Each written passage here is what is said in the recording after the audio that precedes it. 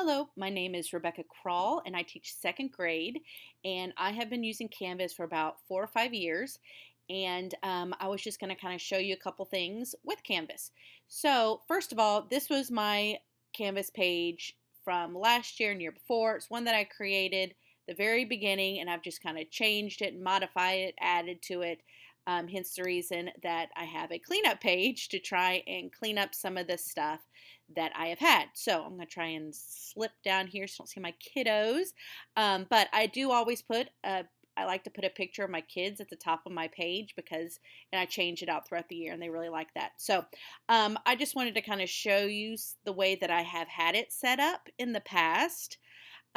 These buttons that I made here were made using something called the Button Factory. It's free.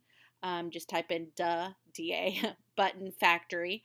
And you can play with all kinds of things on here and everything to make your buttons. Now, one thing I do suggest is once you have the button the way you like it, two things. One, take a screenshot of your button, which is if you're using a Mac, Control Shift 4.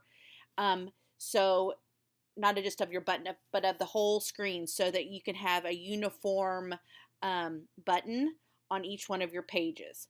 So that's one thing. The other thing is when you save it, when you download it, I made the mistake of just download it. And so I had like button one through button whatever. I think they've changed it now that whatever's written on here is what it's saved by. But if not, if you want it to be called something else, I would suggest that you make sure that when you download it that you have whatever you want it to be named so it's easy to find.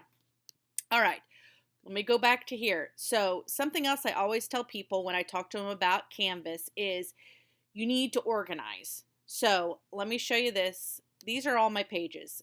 Like I've said, I've been using the same Canvas page for years and just I'll update it. I'll upload it into the Commons and then I would download it or upload it, I guess, into my new course for each year and then just take out the things I don't want, unpublish things, delete things, things like that.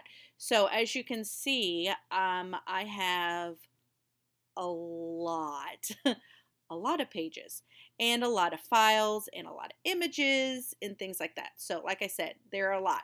So when you start making your Canvas page, one thing I tell people is you need to think of some sort of an organization when you're doing it. So I am one that uses pages. I know that some people use modules. I personally think it's just a personal preference. My personal preference is to use pages. So I really don't know a lot about modules. I do enough. I taught sixth grade for a year. The first year I started using Canvas and I did use modules, probably not the most efficient way, but I did use them for that year. I just prefer pages. So that's how it works. It makes sense in my mind. So when you have a page that you make, unfortunately, like with modules, there's easy way to organize them, but with pages they don't have a very easy way you can't put them into folders or anything like that. So what I do is when I start something like here, let's say centers, that's something else that I'm going to do a video on. It's going to rock your world. It's pretty cool. So center, so that's like from my front page to this page, it'll take you here, and then so therefore all the pages that are linked to centers, I have it starting with centers and then going out. It's kind of like a tree. Let me find another one that's a better one. Let's see. Reading. So here's my reading page. I'll just click on there.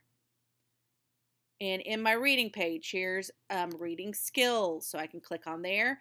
And here are some skills that I have a page on. Listening library. It's right there. And there are some things in there. Let's see. Authors and books. Take a little while. There and there. So see, it says reading, authors and books. And then if I click on Robert Munsch, my favorite author, it says, oops, this didn't change. But anyways, reading. I should have done reading, authors and books, Robert Munsch. So it's like I just kind of keep on adding to that so it's easier to be found. Probably a better way is looking at this one. This is my new page, new and improved page that I have made. So if I go over here to pages, and view all pages, you can see right here. So I have class information. Here's class information, growth mindset. That's a page. Class information, test information. I do a thing called iPad Wednesday. So here's iPad Wednesday, first 9 weeks. Well, there's second, third, fourth, and so on. So you can kind of see how it kind of trickles down. Here's a great one. Subjects, spelling, weekly spelling contract. So right now I don't have a ton of things in here because again, I am making a new page completely. All right, so let me go back to this monstrosity here. So that is my old page, and let me show you, like, if you were to go to e-learning lessons, this is like what we did last year at the end of the year.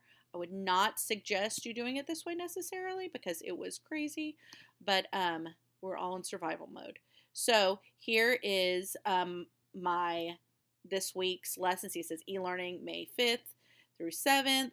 I made a checklist for my kids of everything they had to do during the week. If I went to Tuesday, I click on there, and here's all of Tuesday's work. So some people might like something like that if you're going to have a day, if you're going to map out everything. So that is that. I don't know if that's helpful. Let me show you something else. Actually, I'm going to stop this video. So that is my old page. All right, so hopefully that was helpful.